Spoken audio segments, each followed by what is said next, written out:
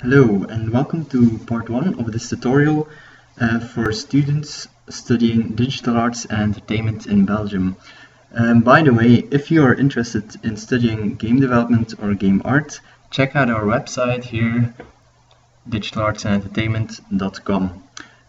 Throughout this series of tutorials, I will build up a fancy dungeon type game where you smash pots to get gold, fight off enemies, avoid traps, and so on.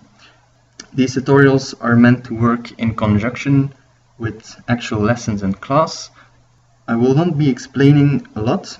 I will just go through the blueprint setup to reach the end result. I will not explain every single concept that we're working with.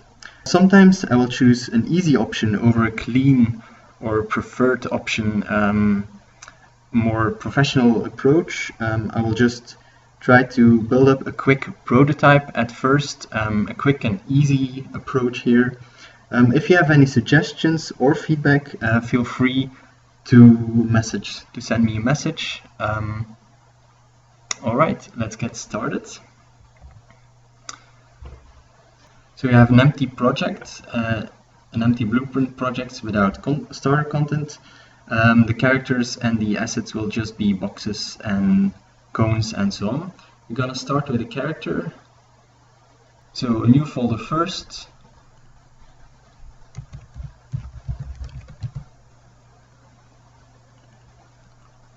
And then let's start with a character.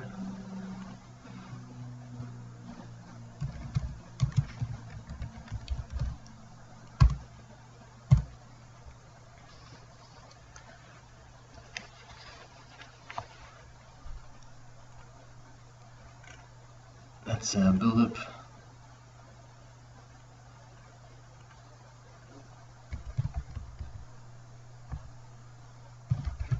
his dimensions, maybe add something to indicate the front.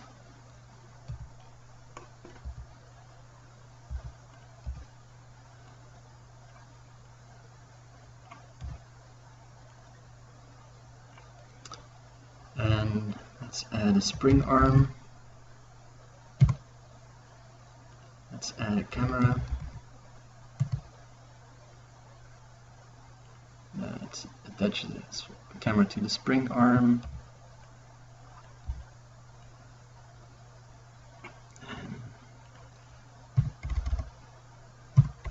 Let's make it longer.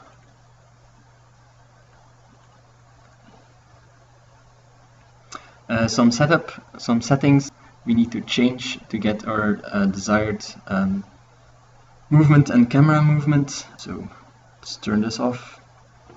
Let's possess this player, this character, and the character movement. Let's turn on orient rotation to movement. The spring arm make this rotation absolute world rotation, and somehow according to the tooltip it shouldn't be necessary, but I still need to turn this off before it works. And let's set up the input first.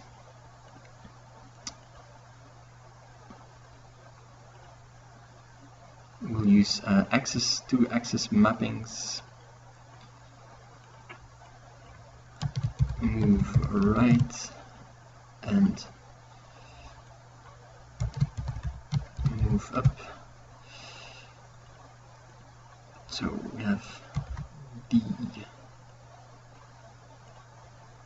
and A, -1,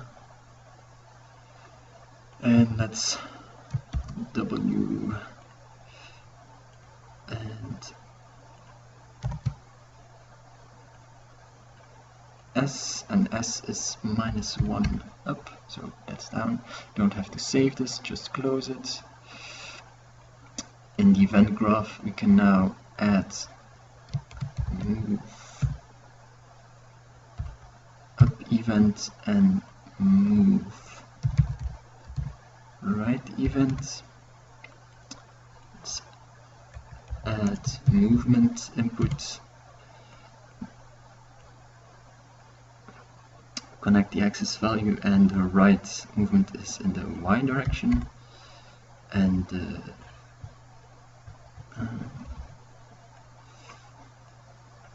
up movement is in the X direction. Let's see if I've set up everything correctly.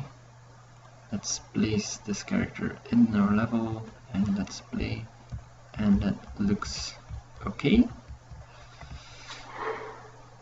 I will now create a trap with spikes shooting out of the ground. So new blueprint, inherit from actor. I'm going to call this spike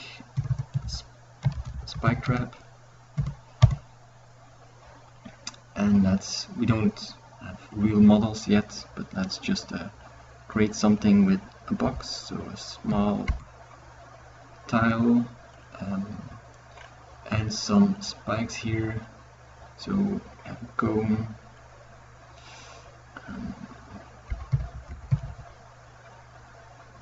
That's one. Let's duplicate this one a few times.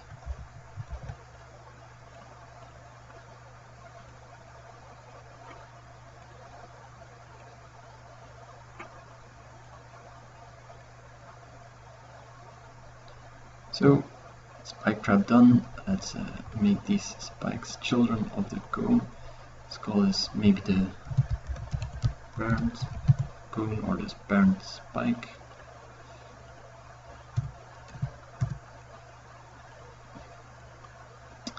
Let's add a collision box top, something like this for a player to collide with. Let's turn off the collision for all the spikes. Okay, let's go into the event graph. Right, so let's start off with the event of an on begin overlap. There we go. To move the spikes up, I don't have a real animation, of course, I don't have a real model. Let's just use a timeline to move our spikes up. And let's go into the timeline, create a float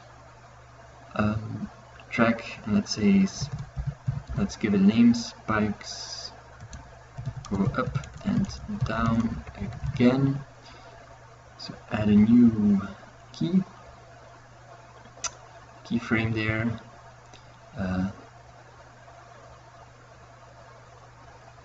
You can give the player a little warning, like half a second, so the spikes just go up a little bit, and then they go up entirely up to a value of 1. They stay up for a while, and after a bit, after about 2 seconds, they slowly go down again. So after about 3 seconds our animation is done.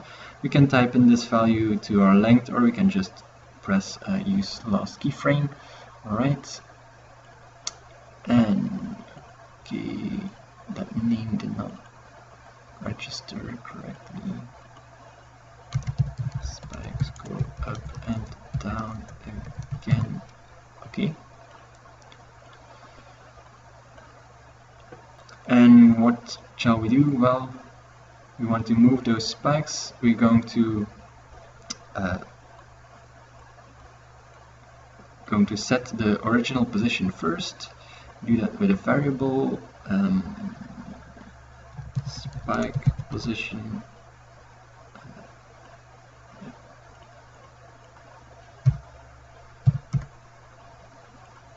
That's a vector.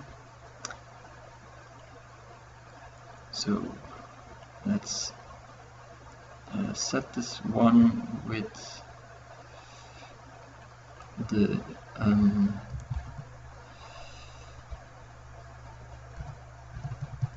location, get relative location, and we do this at the begin play. And in here, let's get this first. Let's multiply this by 100, and let's make a vector, plug this just into the z so it just goes up, and then let's add this to our original position. For our spikes, we'll use the set relative location. This is the location. It should work like this, but we'll have a little issue, namely that this event will fire more than once, and also it might fire if we shoot a bullet through the box. So let's first make sure it only happens once. So let's do once. Oops, not that one. Normal.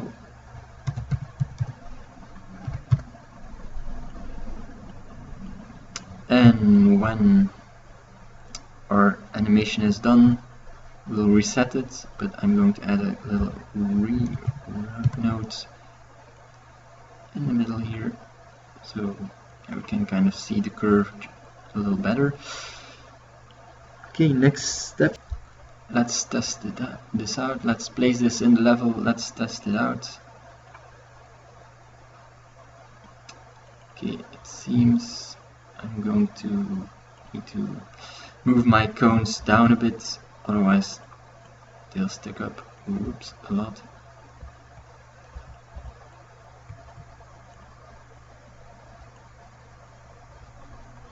Something like this. Okay, let's test this. Okay, so spikes are moving. There seems to be something wrong with my movement, and I think I know what it is. Yes, this one has 1 in the X and the Y, of course only 1 in the X and 0 in the Y.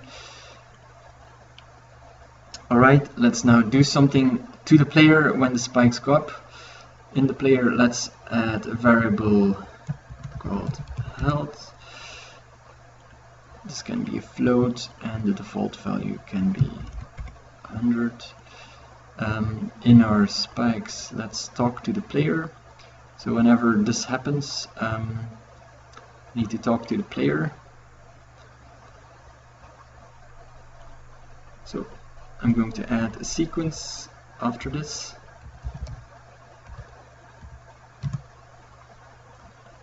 And the other thing I will do here is a cast to my character to see if we're actually doing, if this is actually the character. And if this is happening, we can then, we can get and set the health. So let's get the health first, and I don't know, subtract a number, and then set the health. Health.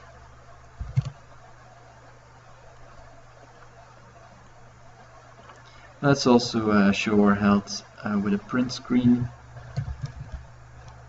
which is the lamest way to give player feedback, but it's the quickest way. So let's try this.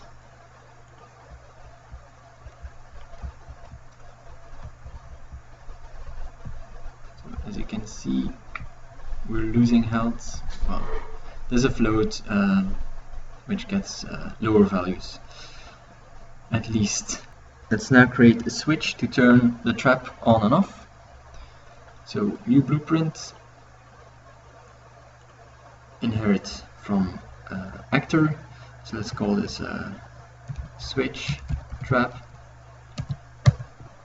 and let's create a button here using cylinders. So the first cylinder, just a very shallow cylinder, then a second cylinder, which is the button,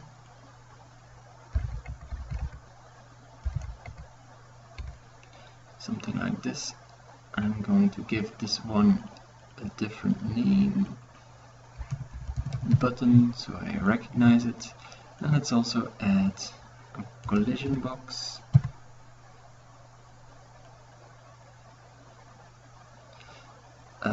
And let's turn the collision of this button off. And in the event graph, well, we want to turn off the spike trap. So let's add a Boolean variable in here. Let's call it isActive.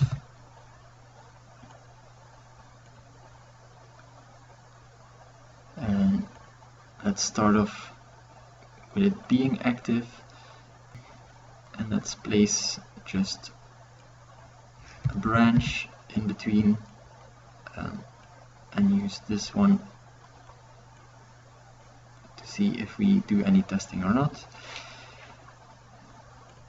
And then in the switch trap we need to hold a reference to our trap, because we just want to switch off one of the spike traps. So let's say spike trap ref, and this is of the type look for spike trap, and here choose for a reference. And let's turn editable on, so we can set the spike trap, link the spike trap to this switch. Alright, when our box gets a begin overlap by the player, so let's use a cast node, cast to my character. And so if it is my character walking on our cylinder, let's move the button down a little bit, and let's turn off the isActive from the spike trap reference, so it won't work anymore. However, if we turn the button on again, so we can switch, so imagine it's a trigger or a lever or something, we can turn it on and off. So let's use a flip-flop node to switch between one option and another option. This is an easier way, instead of remembering a boolean and then doing like some a little bit of confusing boolean operations to do something very simple. Just do one option, then do another option. So that's what the flip-flop is made for. So let's first get our button and use set relative location.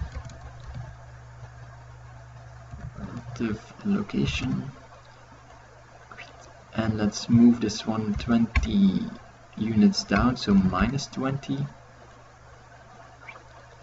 And in the other case, let's move it 20 units up, so that's +20. If we press on the button, let's get our spike reference, and let's look for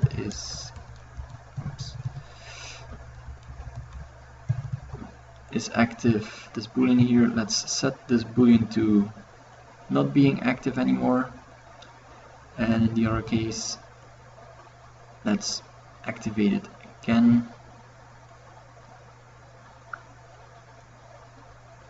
There we go. However, we'll have the same problem with this overlapping event. We can fire it every tick, basically, if we quickly walk on and off, or if it can just fire more than we would like. So let's again do once. So the same trick.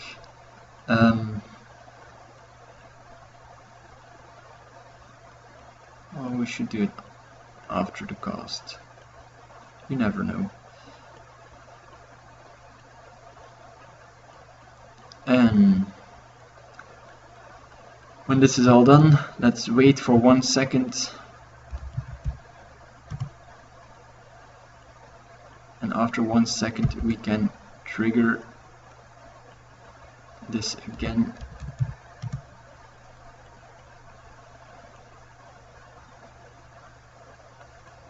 And there we go. We now have to place this switch in our level, and in here we can pick our trap, and it should be working correctly. So now the spikes do come up. If we go on to the button, the spikes don't come up anymore, and we can activate the button again. Now the spikes do come up again. So that's it. I'm going to stop here. Thanks for watching, and see you for part 2.